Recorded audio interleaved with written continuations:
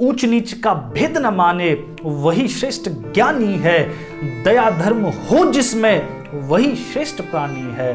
क्षत्रिय वही भरी हो जिसमें निर्भयता की आग, और सबसे श्रेष्ठ वही ब्राह्मण जिसमें हो तप और त्याग। और तेजस्वी सम्मान खोजते नहीं गोत्र बतला के, और पाते हैं जग में प्रशस्ति अपना कर्तव्य दिखला के। हीन मूल की ओर देख जग गलत कहे या ठीक, वीर खींच के रहते ही हैं इतिहासों में लीक।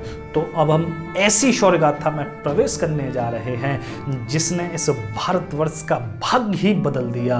वो शौर्य गाथा महाभारत की, जिसमें पितामह भीष्म जैसी प्रतिज्ञा है, जिसमें गुरु द्रोण जैसी विद्या है, जिसमें धृतराष्ट्र जैसा मोह है, जिसमें दुर्योधन जैसा हठ है, जिसमें मामा शकुनी जैसी कुटिलता है, लेकिन जिसमें युधिष्ठिर जैसी सरलता है, जिसमें विदुर जैसी नीति है, जिसमें अर्जुन जैसी उत्कंठा है, जिसमें कर्ण जैसी दानवीरता है, और जिसमें द्रौपदी सा प्रतिशोध भवक रहा है।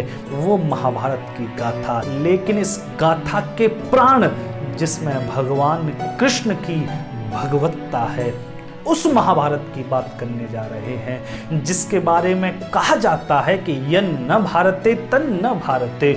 जो महाभारत में नहीं वो कहीं नहीं, और जो सब जगह है वो यहाँ महाभारत में। 1,00,000 श्लोकों का ये वृहद वीर रस से ओतप्रोत, नीति रस से ओतप्रोत, करुण रस नवरस इसमें उछाल ले रहे हैं। ऐसा ये महाभारत का ये ग्रंथ है। इसकी शुरुआत होती है रंगभूमि से। तो आचार्य द्रोण यहाँ पर कौरव और पांडवों को शिक्षा दीक्षा देते हैं। जब उनकी शिक्षा पूरी हुई तब महाराज धृतराष्ट्र से उन्होंने कहा कि अब आप रंगभूमि का निर्माण कराइए। सभी युवराज बिल्कुल तत्पर हैं, तैयार हैं अपना युद्ध कौशल प्रकट करने के लिए। तब यहाँ पर विदुर रंगभूमि रंग मंडप का निर्माण कराते हैं। रंग मंडप सज चुका था, प्रजा एक ओर बैठी थी, राजघराना एक ओर बैठा था। खचाखच हजारों लोगों से वो रंगभूमि भर चुकी थी। सभी युवराज वहाँ भांति भांति के अपना युद्ध कौशल हस्तलाघव प्रकट करते हैं। बड़ा आनंद यहाँ पर चल रहा था। तब यहाँ पर आज्ञा हुई आचार्य द्रोण की भीम और दुर्योधन को। दुर्योधन अपनी गदा लेकर, भीम अपनी गदा लेकर उस रंगभूमि के मध्य में एक दूसरे पर टूट पड़े। बड़ा ही अद्भुत उन दोनों का वो गदा युद्ध चलने लगा। दोनों में ही कोई कम नहीं था, दोनों ही वीरों की कोई शामी नहीं थी। दोनों रणमत्त हाथियों की तरह दूसरे से भिड़े हुए थे। जब दोनों की वे गदाएं टकराती तो ऐसा लगता जैसे मेघों में चमकने वाली भयंकर विद्युत ही आकाश से मानो सरक पड़ी हो। ऐसा द्वंद्व। यहाँ पर प्रजा कोई दुर्योधन की जय बोल रही है, आदि प्रजा यहाँ पर भीम की जय बोल रही है। अब दोनों का द्वंद्व धीरे धीरे गंभीर होता जा रहा है। यहाँ पर भीम भी अपने पूरे क्रोध से लड़ रहे हैं, दुर्योधन भी अपना पूरा क्रोध यहाँ भीम पर निकाल रहे हैं। एक समय ऐसा आया कि आचार्य द्रोण ने देखा कि अब बात बिगड़ जाएगी। तब अश्वत्थामा को आज्ञा देनी, जाकर इन दोनों का द्वंद्व शांत करो। जब अश्वत्थामा ने दोनों की गदा पकड़कर वो युद्ध शांत किया, तब यहाँ पर अंत में द्रोणाचार्य अपने प्रिय शिष्य अर्जुन को आज्ञा देते हैं। अर्जुन सबसे अंत में अपना धनुष लेकर रंगभूमि के मध्य में पहुंचे। प्रत्यंचा चढ़ाई धनुष पर और ऐसी टंकार कीनी कि उस टंकार से धरती समेत 10 दिग्पाल भी विकंपित हो उठे। ऐसा शौर्य, ऐसा पराक्रम अर्जुन का, ऐसा हस्तलाघव अर्जुन का कि कब बाण निकालते अपने तरकस से, कब उसे धनुष पर चढ़ाते और कब उसका संधान करते, पता नहीं लगता। ये लगता कि एक बाण चलाया है, लेकिन सैकड़ों बाण उस लक्ष्य को भेद कर निकल जाते। ऐसा हस्तलाघव यहाँ अर्जुन दिखलाने लगे। यहाँ पर हजारों आंखें पांडुनंदन अर्जुन को देख हतप्रभ थीं, और उनके देखते ही देखते अर्जुन के होठ मंत्र बुदबुदाने लगे। यहाँ पर प्रत्येक मंत्र के साथ दिव्यास्त्र प्रकट हो रहे हैं। अग्नियास्त्र का संधान किया तो चारों तरफ भयंकर अग्नि प्रज्वलित हो उठी। वरुणास्त्र का संधान किया तो जल बरस गया, अग्नि शांत हुई। वायव्यास्त्र का संधान किया तो आंधी उठ गई, और पर्जन्यास्त्र का संधान किया तो बादल आ गए। भौमास्त्र का संधान से धरती, और पर्वतास्त्र के संधान से पर्वत प्रकट हो गए। तब अंतर्ध्यानास्त्र का संधान किया तो कभी अंतर्ध्यान होकर वहां पहुंच जाते जहां से देखना उन्हें संभव नहीं था, और कभी वहां पहुंच जाते जहां पर सभी लोग उन्हें देख पाते। ऐसा वे रण कौशल अर्जुन वहां दिखा रहे हैं। प्रजा को तो मानो ऐसा लग रहा है कि वे हस्तिनापुर की रंगभूमि में नहीं, किसी देवलोक में आकर विराज गए हों। ऐसा प्रदर्शन देख द्रोणाचार्य की भी छाती फूल रही थी गर्व से, क्योंकि वे अपने शिष्य में स्वयं को उतरता देख रहे थे, खुद को देख रहे थे।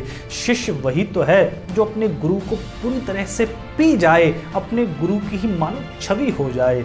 यहाँ पर उद्घोष जय जयकार के होने लगे। पांडुनंदन अर्जुन की जय हो, कुंती पुत्र अर्जुन की जय हो, उनको सिखाने वाले आचार्य द्रोण की जय हो। जब ऐसा जय जय घोष से वो आकाश गूंज रहा था, इन्हीं जय जयकार के उद्घोष के बीच एक वीर प्रकट होता है, सूत पुत्र राधेय कर्ण। कर्ण इस रंगभूमि में पहुंचे।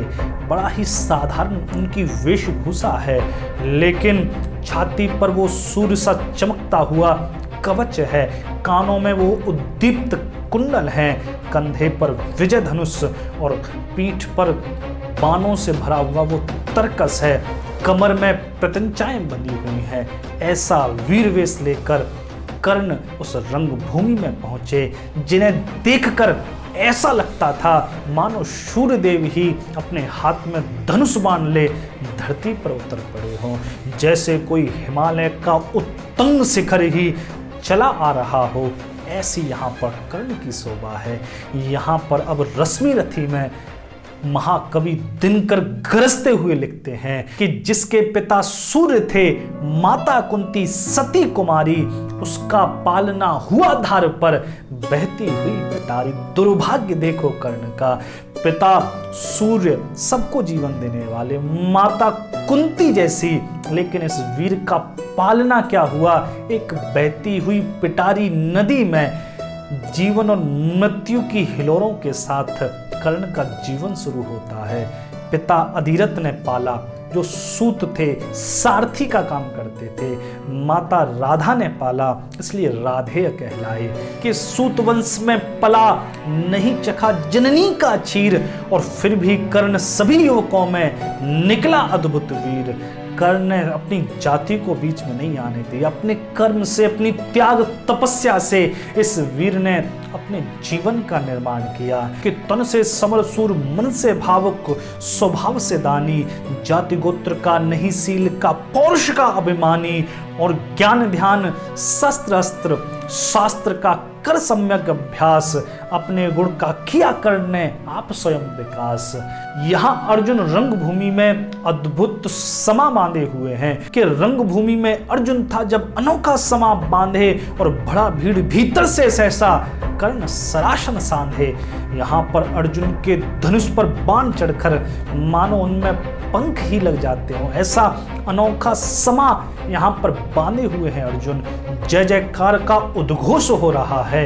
इन्हीं उद्घोषों के मध्य से कर्ण निकल कर आते हैं, मानो मेघों की श्रृंखला के बीच स्वयं सूर्य प्रकट हो गए हों। ऐसे ही उस हस्तिनापुर की प्रजा के मध्य में से कर्ण निकल कर आए, हाथ में विजय धनुष है। तब ललकारते हुए अर्जुन से बोले,